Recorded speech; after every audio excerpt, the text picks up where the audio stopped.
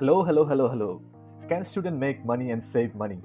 If I ask this question, many students, innocent students, learners, they might laugh at my statement. Okay, yes, the answer is you can make money, and more importantly, you can save money. How you can save money? I'm gonna share with you now through quite a few steps. This is Shohag Mustafiz. Welcome to my podcast. Being a student is way more expensive than it should be. Your studies mean you can work full time, but they cost thousands of dollars a year thanks to the textbooks, tuition, and more.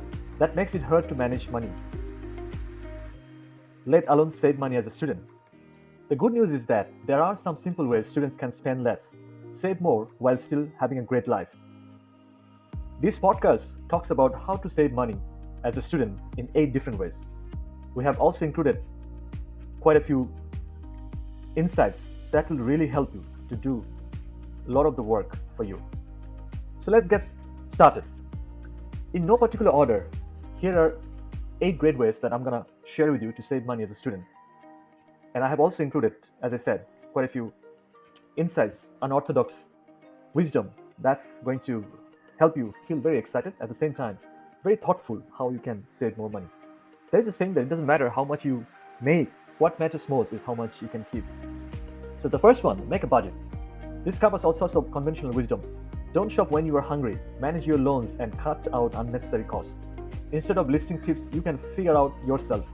We just recommend starting a budget. What gets measured gets managed. If you keep track record of what's coming in and going out of your bank account, it will make you focus on the cost of your purchase and you'll automatically start saving money. Luckily, technology has made budgeting less of a chore. No longer do we spend hours over the kitchen table filling out spreadsheets. Modern budgeting app link up to your bank account can automatically track spending. You just need to occasionally review the numbers and adjust the categories, right? So make a budget. That's important. And you can use the help of technology, some apps, some tools, some even free tools, some paid tools. And this podcast is basically for the students who are state of the art. Okay? And second is buy, swap, and sell, including your school supplies, right? And this podcast is not necessarily directed to the students of a developing country or to the developed country. It's in general, right? And take the idea, whichever seems interesting or doable for you, okay? So buy, swap, and sell, including your school supplies. This includes everything from the clothes on your back, furniture in your house, and school supplies. Despite the digital revolution, many students still need to buy mountains of textbooks costing hundreds of dollars each. Instead of buying your textbooks new, get them used on Student VIP, formerly Textbook Exchange, Sell My Textbook, and even eBay. You can easily save 50 to 80%, and many second-hand books are hardly used. After you are finished with them, sell them on their site. You'll often be able to sell them for the same price you bought them. And especially since I'm based in Bangladesh, here is a solution. For many students, many Bangladeshi students, those who are based in Dhaka, you can visit Nilkhet. There is a place in Ajimpur called Nilkhet. That place is well known for bookstores. You can buy easily new books, old books, and you can also sell out your old books at a good price. They help you trade. So you must take this advantage because student life is a life to learn and also earn and save, not to just lead a lavish life, right? The more you prepare, the more you try, the better you do, right?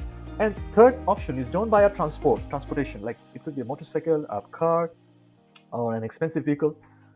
A transport, or car is a bike is one of the most expensive things you can own, and not having one is crazy good way to save money as a student.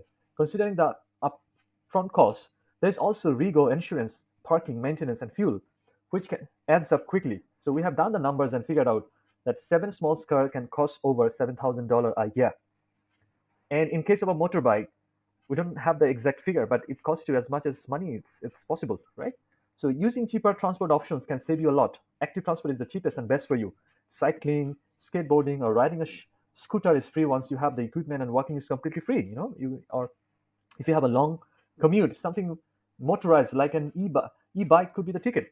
And there are metro rails, there are public transportation, and you can take all those opportunities. When you need to take a longer trip, public transportation is the best option, especially on student fares. And sometimes, let's say you want to go to a place where you don't have any choice but to take a transport, and for instance, an Uber. So 3, 4 of you maybe can afford that and equally distribute the fare among yourselves, and this is how you can make it cost effective. So think in that way, instead of buying or owning a transportation, how you can put the cost down.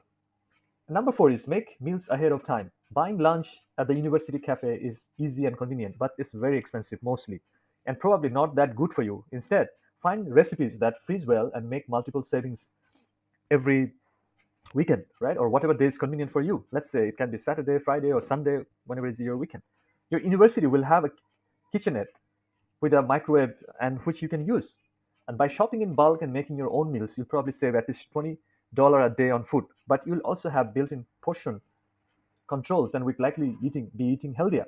Also, lots of folks say weight loss is 80% diet and 20% exercise. So you might be able to save on a gym membership by eating better if that's one of your goals. Too busy to look up recipes that freeze well, so you can check like what are the top delicious or Butch feed or hips suggested by BBC. Those are cheaper and you can search them through online, or you can search other options online as you see fit. Number five is know your discounts. You can save your money as a student by finding a discount which you are eligible for. They are hips. Students can save on travel, movies, food, software, and retail if you know where to look. If you need to buy something specific, be sure to have a Google. Start by Googling the product name and students. For example, Adobe Photoshop Students takes you to a students and teachers discount page. Similarly, searching Go Get Students takes you to our discounted student rates pages. It's also what signing up to a site like Unidays. These sites collect offers from multiple companies and make them easier to find it. If you are going to spend some money, you might as well try and spend less, right? And another one is don't get a pet. Okay, this getting a pet is in many places it's not uncommon, right? This hurts, I know, but it's a hard truth. Pets are expensive, over $1,000 per year sometimes, because time spent looking after them could be spent studying or working. That's cost as well. Living pet free will save you ongoing costs as well as surprise costs you might not expect. Okay. Number seven is cut out unnecessary subscriptions. This should be a especially important focus when you make your budget. The only thing more expensive than a one-off purchase is a subscription, or a bigger one-off purchase, obviously, right? By doing regular checks on your subscriptions, you will cut out regular payments you don't use before they cost too much. You could also consider whether there are free or cheaper alternatives. Instead of a gym membership, maybe you could commute by bike or join a sports team. Instead of renewing your phone contract, maybe you could go prepaid, right? You also need to identify the subscription that save you money. If $10 a month on Netflix stops you from going to the movies every week, keep using it, right? And so, and number eight, which is my favorite actually, this is be creative with your activities. One of the biggest non-essential costs for students is your social life. Most social activities cost money, but there are cheaper ways to have fun. Instead of going out to a restaurant, why not have a picnic in a botanical gardens or on your field, uh, or in a place where you can go even, just walking rather than going on to the movies with friends. Why not watch a few classes, a classic on Netflix at your place instead of hitting the town on Friday and Saturday night? Why not go get up the coast and go camping? Where we are not being no fun Nancy's here. You should still have fun, but you will get more personal interaction by socializing in your own space rather than at some venue that exists to take your money. You'll also spend less time and money trying to get home. It really is win on all counts, right? And another tactic I can give you, those who are smoking or drinking, I think this is also a tremendous opportunity for them to take an oath not to smoke or drink, or start doing it or putting it down as much as you can. Or those who have a tendency to enjoy fast food in the cafe, in the restaurants, I think you can check these, right? If you keep on checking these on a regular basis, you can save a lot of money. And many of the students, they do tuition, and you can save money. And always, before paying any bill, you pay yourself first, right? You pay yourself first. And again, telling you. So this is how actually you can develop a habit of saving money.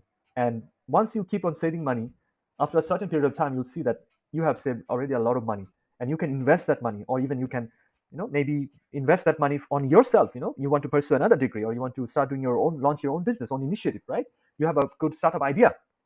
So, saving money, it requires a lot of careful analysis, tactics, practice, certain behavioral change, and it's possible if you start developing that habit the way we have guided you now. I think even if you start implementing, executing one of the tactics that we have just shared with you, I think that then will be really very happy that we could be an instrument of service for you. So start developing that habit of saving money and prospering in your life. Thank you very much for your time. We hope to see you again with another episode. Stay tuned. Cheers.